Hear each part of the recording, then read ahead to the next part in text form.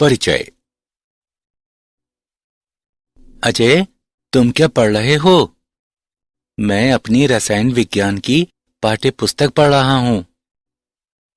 Arjun, pencil को switch में मत डालना, तुम्हें बिजली का झटका लग सकता है। बिजली का झटका? लेकिन क्यों? पेंसिल तो लकड़ी और ग्रेफाइट की बनी होती है और ये दोनों ही विद्युत के कुचालक हैं। अर्जुन, तुम्हें पता होना चाहिए कि ग्रेफाइट एक अधातु है, लेकिन यह विद्युत का सुचालक है। मुझे तो इस बात का पता ही नहीं था। ठीक है, मैं तुम्हें एक प्रयोग के माध्यम से यह दिखाता हूं। जब हम स्विच ऑन करते हैं तो मल्टीमीटर विद्युत धारा का प्रवाह प्रदर्शित करता है। इससे पता चलता है कि ग्रेफाइट से होकर विद्युत धारा प्रवाहित हो सकती है। इसलिए ग्रेफाइट विद्युत का सुचालक है। अजय, अब मैं ये बात समझ गया और अब मैं इस बारे में और अधिक जानना चाहता हूं। ग्रेफाइट कार्बन का एक अपर रूप है। कार्बन आवर्त तालिका के पी ब्लॉक का एक तत्व है। इस बारे में और समझने के लिए पहले हमें पी ब्लॉक के तत्वों का अध्ययन करना होगा। छात्रों, आज हम पी ब्लॉक के तत्वों के बारे में अध्ययन करेंगे।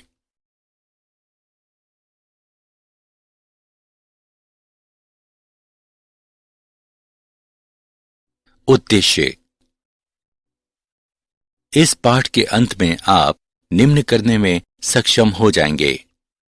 पी ब्लॉक के तत्वों को परिभाषित करना, अक्रिय युग्म प्रभाव को परिभाषित करना, समूह 13 के तत्वों को समझना, समूह 13 के तत्वों के भौतिक तथा रासायनिक गुणधर्मों को विश्लेषित करना, बोरान के असंगत व्यवहार की व्याख्या करना, बोरान के यौगिकों का विश्लेषण करना, समूह 14 के तत्वों को समझना, समूह 14 के तत्वों के सामान्य अभिलक्षणों का वर्णन करना, समूह 14 के तत्वों के भौतिक एवं रासायनिक गुणधर्मों का विश्लेषण करना, कार्बन के अपर रूपों को जानना, कार्बन तथा सिलिकॉन के कुछ महत्वपूर्ण यौगिकों का विश्लेषण करना।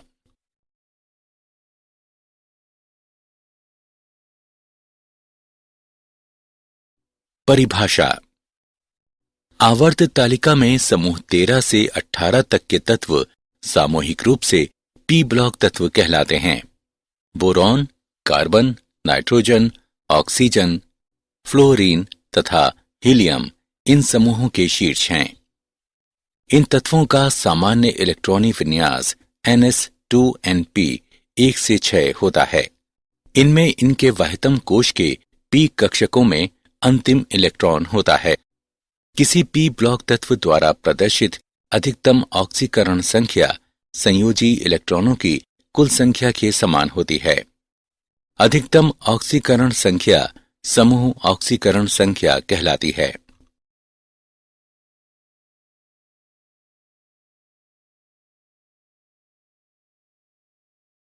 अक्रिय युग्म प्रभाव। अक्रिय युग्म शब्द को सबसे पहले नेविल सिडविक द्वारा प्रस्तावित किया गया। अक्रिय युग्म प्रभाव वाहितम इलेक्ट्रॉनों की पारगमन पश्चात धातुओं की यौगिकों में अनयानीकृत या बिना साझा हुए बने रहने की प्रवृत्ति होती है। अक्रिय युग्म प्रभाव शब्द को प्रायः ऑक्सीकरण अवस्थाओं के बढ़ते स्थायित्व के संबंध में उपयोग किया जाता है, जो समूहों 13, 14, 15 तथा 16 के गुरुतर तत्वों के लिए समूह संयोजकता से 2 कम होती है।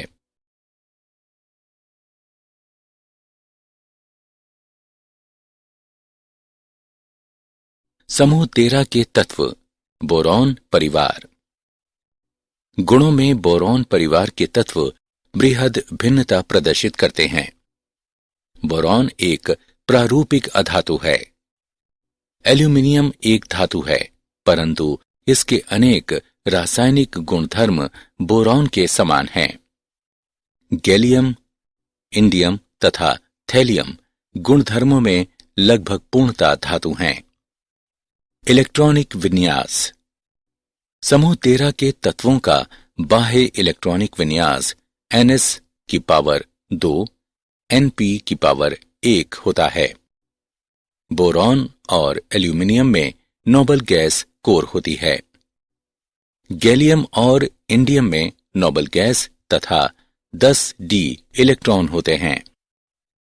थेलियम में नोबल गैस तथा 14f इलेक्ट्रॉन और 10d इलेक्ट्रॉन कोरें होती हैं। परमाणविक त्रिज्या।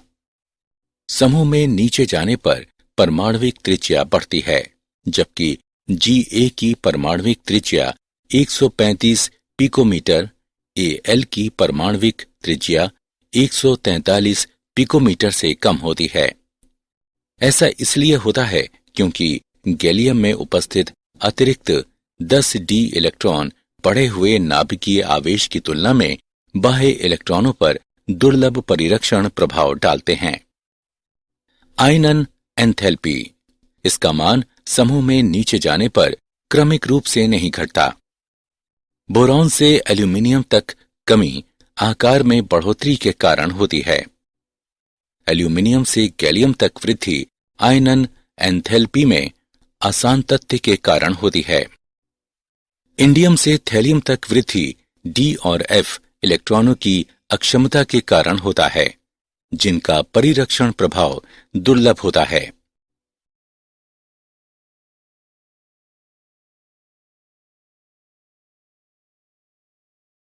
समूह 13 के तत्वों के भौतिक गुणधर्म। तत्वों का क्वथनांक समूह में नीचे जाने पर घटता है। तत्वों का घनत्व समूह में नीचे जाने पर घटता है। तत्वों का गलनांक समूह में नीचे जाने पर पहले घटता है और बाद में बढ़ता है। बोरॉन में सर्वाधिक विद्युत ऋणात्मकता होती है। एल्यूमिनियम से थैलियम तक विद्युत ऋणात्मकता बढ़ती है। बोरॉन एक अधातु है, जबकि एल्यूमिनियम, गैलियम, इंडियम, थैलियम धातुएं हैं।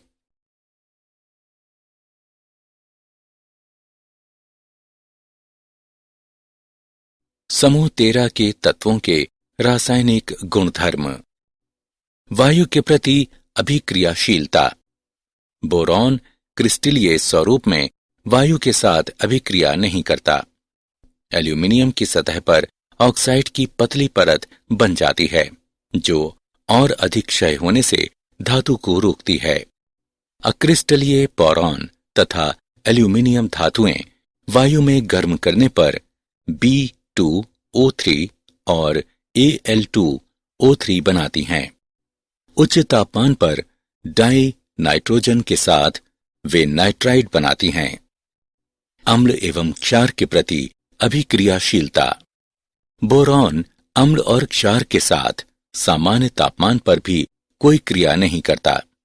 एल्यूमिनियम उभयधर्मी गुण प्रदर्शित करता है और खनिज अम्लों पर एवं जालीय क्षारों में घुल जाता है। एल्यूमिनियम तनु HCl में घुल जाता है और हाइड्रोजन निष्कासित करता है। हैलोजनों के प्रति अभिक्रियाशीलता। बोरॉन परिवार के तत्व हैलोजन से क्रिया करके ट्राइहैलाइड बनाते हैं।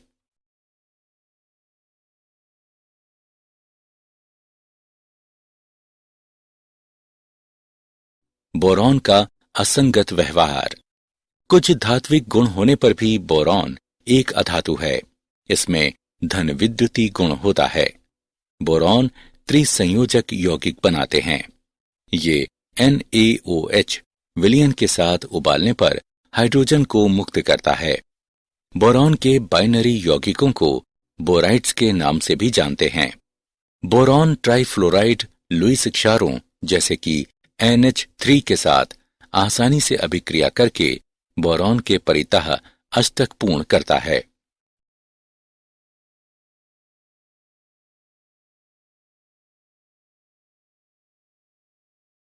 बोरॉन के कुछ महत्वपूर्ण यौगिक। बोरैक्स। इसे सोडियम टेट्रा बोरेट डेकाहाइड्रेट भी कहते हैं। ये इस प्रकार पाया जाता है कि इसमें चतुष्केंद्रीय इकाइयां B4, O5, OH4 की घात 2 होती हैं।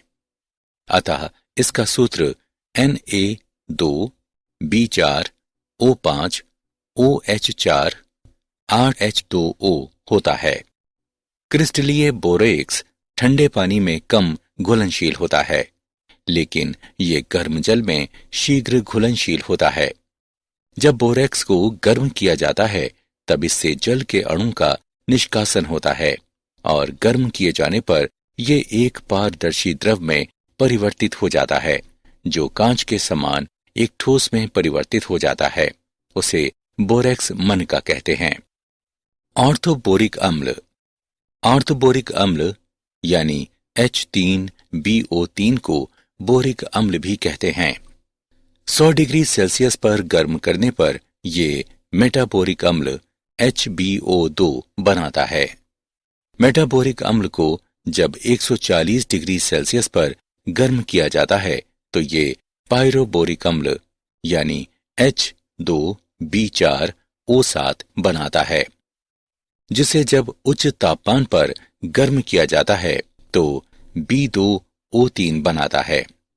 ऑर्थोबोरिक अम्ल एक दुर्बल अम्ल है, लेकिन ये एक पॉलीहाइड्रिक अल्कोहल की उपस्थिति में ऋणायनी जटिल पोरोस्पाइरेनिक अम्ल बनने के कारण प्रबल एकल क्षारीय अम्ल के रूप में कार्य करता है और H धनायन मुक्त करता है।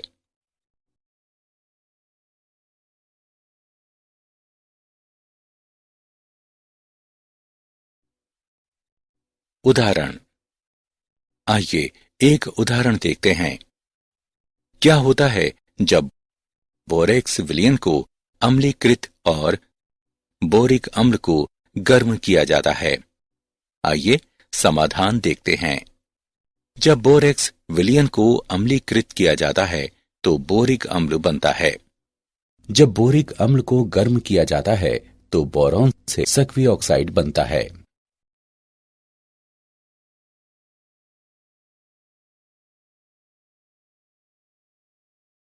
बोरॉन तथा एल्यूमिनियम तथा इनके यौगिकों के उपयोग। बोरॉन का प्रयोग बहुत से सफाई के उत्पादों, डिटर्जेंट और विरंजकों में किया जाता है। कांच और सिरेमिक बनाने में इसका प्रयोग किया जाता है। बोरोसिलिकेट कांच में तापीय आघात के प्रति उत्तम प्रतिरोध होता है। बोरॉन फिलामेंट प्रकाश के रूप में और उच्च सुदृढ़ सामग्रियां वैमानिकी संरचनाओं में उपयोग किए जाते हैं। बोरॉन कार्बाइड शील्ड का उपयोग नाभिकीय रिएक्टरों में नियंत्रक छड़ों के रूप में किया जा सकता है।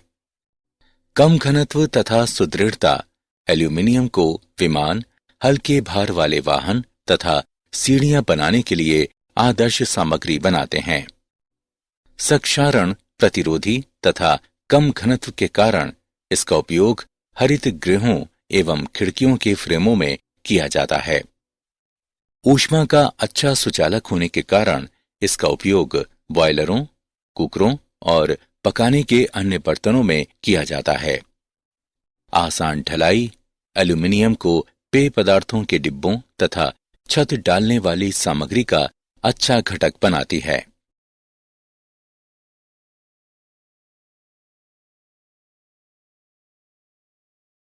समूह 14 के तत्व। कार्बन परिवार। कार्बन मानव शरीर में दूसरा सबसे प्रचुर तत्व है। ये पृथ्वी की भूपर्पटी में प्रति मिलियन लगभग 320 भाग के रूप में बहुतायत से पाया जाता है। ये स्वतंत्र अवस्था में हीरा, ग्रेफाइट और कोयले में मिलता है। सिलिकॉन पृथ्वी की भूपर्पटी पर पाया जाने वाला दूसरा अति बाहुल्य तत्व है और प्रकृति में सिलिका और सिलिकेट्स के रूप में उपस्थित है। जर्मेनियम केवल सूक्ष्म मात्राओं में ही उपस्थित रहता है। टिन मुख्यतः कैसिटेराइट यानी SnO2 के रूप में पाया जाता है। लेड मुख्य रूप से गैलेना PbS के रूप में मिलता है।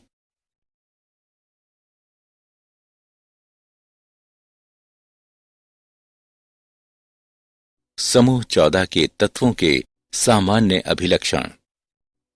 इलेक्ट्रॉनिक विन्यास। कार्बन परिवार का संयोजकता कोश इलेक्ट्रॉनिक विन्यास NS वर्ग NP वर्ग होता है। इस परिवार के तत्वों के इलेक्ट्रॉनिक विन्यास की आंतरिक क्रोड या कोर भिन्न होती है। सहसंयोजक त्रिज्या। कार्बन से सिलिकॉन तक सहसंयोजक त्रिज्या में उल्लेखनीय वृद्धि होती है। इसके पश्चात सिलिकॉन से सीसे तक त्रिज्या में आंशिक बढ़ोतरी होती है। ऐसा इसलिए होता है क्योंकि गुरुतर सदस्यों में पूर्ण पूरित D और F कक्षक उपस्थित होते हैं। आयनन एथैल्पी। समूह में नीचे जाने पर आयनन एथैल्पी घटती है। समूह 14 के तत्वों की प्रथम आयनन एथैल्पी के मान समूह 13 के संगत तत्वों की अपेक्षा अधिक होते हैं। विद्युत ऋणात्मकता। छोटे आकार के कारण समूह 14 के तत्वों की विद्युत ऋणात्मकता का मान समूह 13 के संगत तत्वों की विद्युत ऋणात्मकता के मान से थोड़ा अधिक होता है। सिलिकॉन से सीसा तक तत्वों की विद्युत ऋणात्मकता का मान लगभग समान होता है।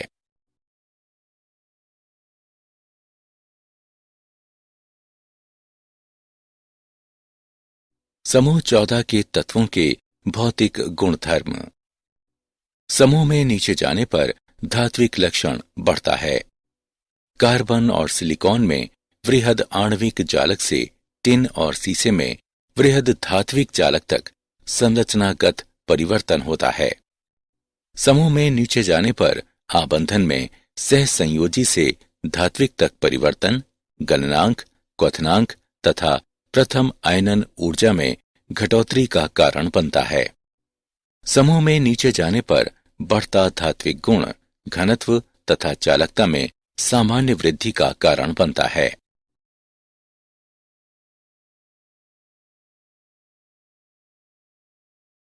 समूह 14 के तत्वों के रासायनिक गुणधर्म। ऑक्सीजन के प्रति अभिक्रियाशीलता। समूह 14 के सदस्य ऑक्सीजन की उपस्थिति में गर्म किए जाने पर ऑक्साइड बनाते हैं। ये मुख्यतः दो प्रकार के ऑक्साइड पाते हैं, मोनो ऑक्साइड तथा डाइऑक्साइड। इनके सूत्र MO और MO2 हैं। उच्च ऑक्सीकरण अवस्था में ऑक्साइड निम्न अवस्था वाले ऑक्साइड की तुलना में अधिक अम्लीय प्रकृति के होते हैं। जल के प्रति अभिक्रियाशीलता। कार्बन, सिलिकॉन तथा जर्मेनियम जल के द्वारा प्रभावित नहीं होते हैं।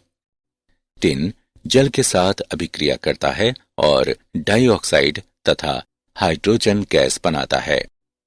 रक्षात्मक ऑक्साइड परत बनने के कारण सीसा जल से अप्रभावित रहता है।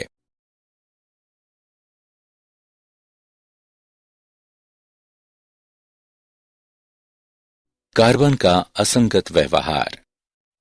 कार्बन का प्रयोग मुख्यतः ईंधन के रूप में प्रयुक्त किया जाता है और ये एक अच्छा तनुकारक है।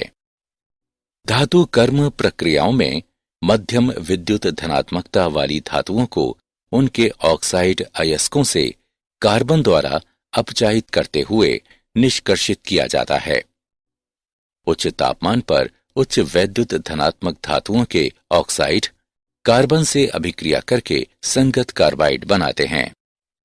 कार्बन में अन्य परमाणुओं के साथ सहसंयोजक बंध द्वारा जुड़कर लंबी श्रृंखला या वलय बनाने की प्रवृत्ति होती है। इस गुण को श्रृंखलन कहते हैं।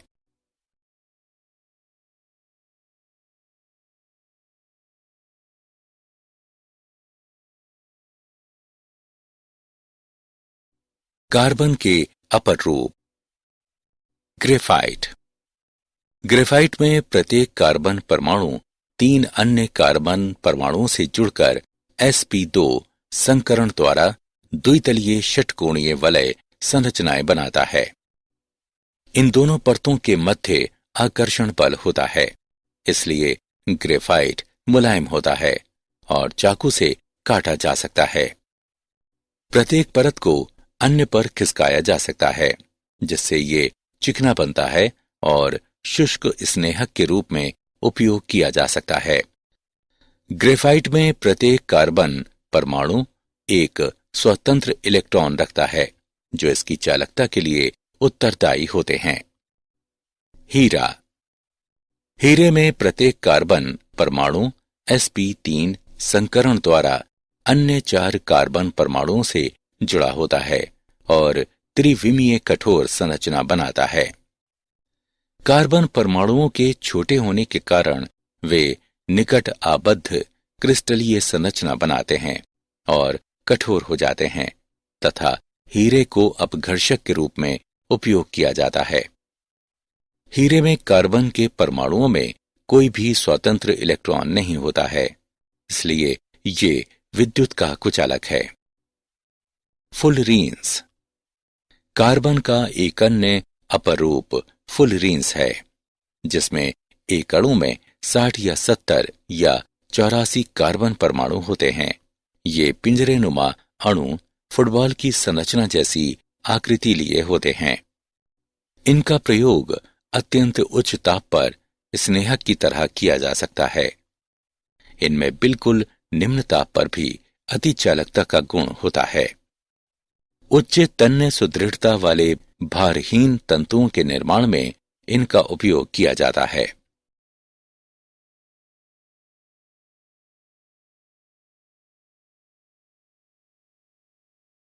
कार्बन के कुछ महत्वपूर्ण यौगिक। Carbon monoxide. कार्बन मोनोऑक्साइड सामान्य ताप पर सांद्र H2SO4 पर फार्मिक अम्ल को मिलाने से बनता है। इस तरह विरचित कार्बन मोनोऑक्साइड को कास्टिक सोडा विलयन से गुजारा जाता है और फिर P2O5 पर से प्रवाहित करते हुए शुष्क किया जाता है।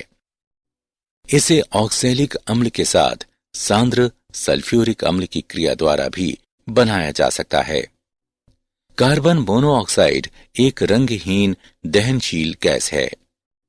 ये एक उदासीन ऑक्साइड है, परंतु उच्च दाब और उच्च ताप पर यह एक अम्लीय ऑक्साइड की तरह व्यवहार करती है। कार्बन मोनोऑक्साइड ऑक्सीकारक तथा अपचायक दोनों रूपों में क्रिया कर सकते हैं। कार्बन मोनोऑक्साइड में कार्बन की ऑक्सीकरण संख्या ×2 होती है। Carbon dioxide. कार्बन डाइऑक्साइड को कैल्शियम कार्बोनेट पर तनु हाइड्रोक्लोरिक अम्ल की अभिक्रिया द्वारा बनाया जाता है। कार्बन डाइऑक्साइड एक अम्लीय ऑक्साइड है तथा द्विक्षारकीय अम्ल की तरह क्रिया करती है और 2 प्रकार के लवण बना सकती है। उच्च ताप पर कार्बन डाइऑक्साइड एक ऑक्सीकारक के रूप में कार्य कर सकती है।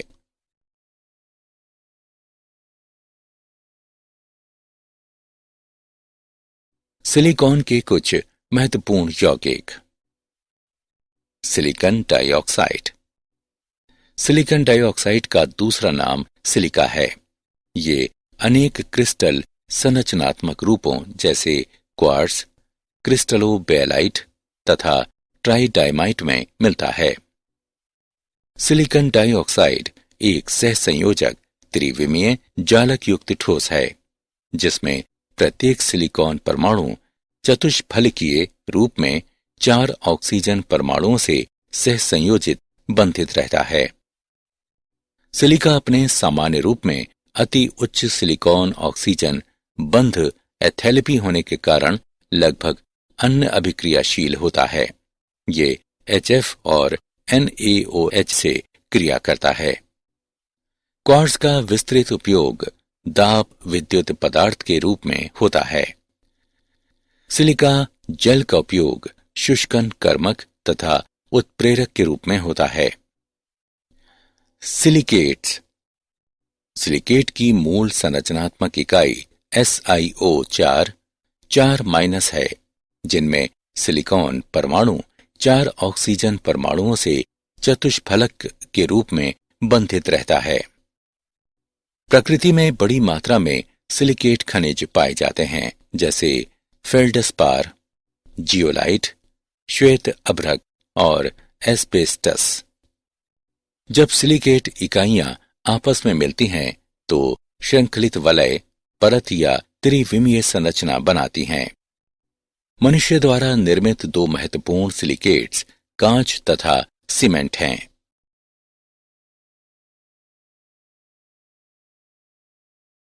क्या आप जानते हैं कार्बन मनुष्य को लगभग 3750 ईसा पूर्व से ज्ञात है।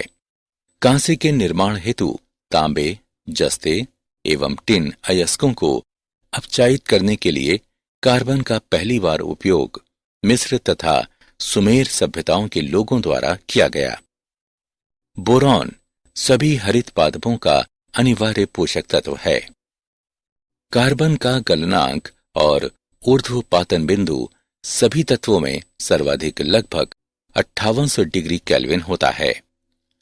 ब्रह्मांड में बोरॉन के परमाणु अंतरिक्ष किरण संघट्टों द्वारा नाभिकीय संलयन के कारण निर्मित हुए हैं। ब्रह्मांड में अधिकांश बोरॉन का निर्माण हमारे सौर मंडल बनने से पहले इसी प्रकार हुआ।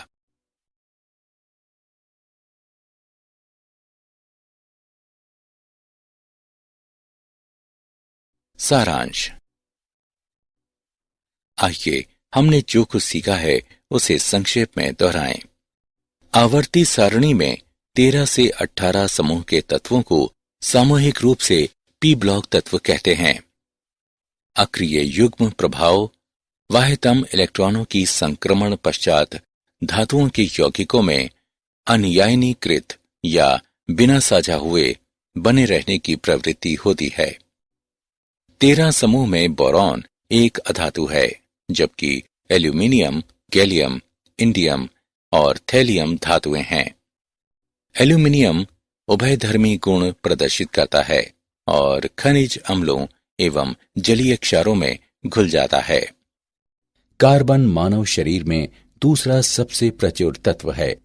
ये पृथ्वी की भूपर्पटी में प्रति मिलियन लगभग 320 भाग के रूप में बहुतायत से पाया जाता है। यह स्वतंत्र अवस्था में हीरा, ग्रेफाइट और कोयले में मिलता है।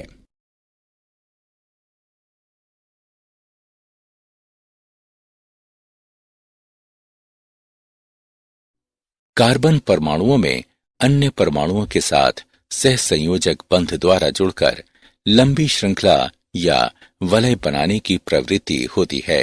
ये गुण श्रृंखलन कहलाता है। कार्बन मोनोऑक्साइड एक उदासीन ऑक्साइड है, परंतु उच्च दाब और उच्च ताप पर यह एक अम्लीय ऑक्साइड की तरह व्यवहार करती है। सिलिकॉन डाइऑक्साइड एक सहसंयोजक त्रिविमीय जालक युक्त ठोस है, जिसमें प्रत्येक सिलिकॉन परमाणु चतुष्फलकीय रूप में 4 ऑक्सीजन परमाणुओं से सहसंयोजित बंधित रहता है।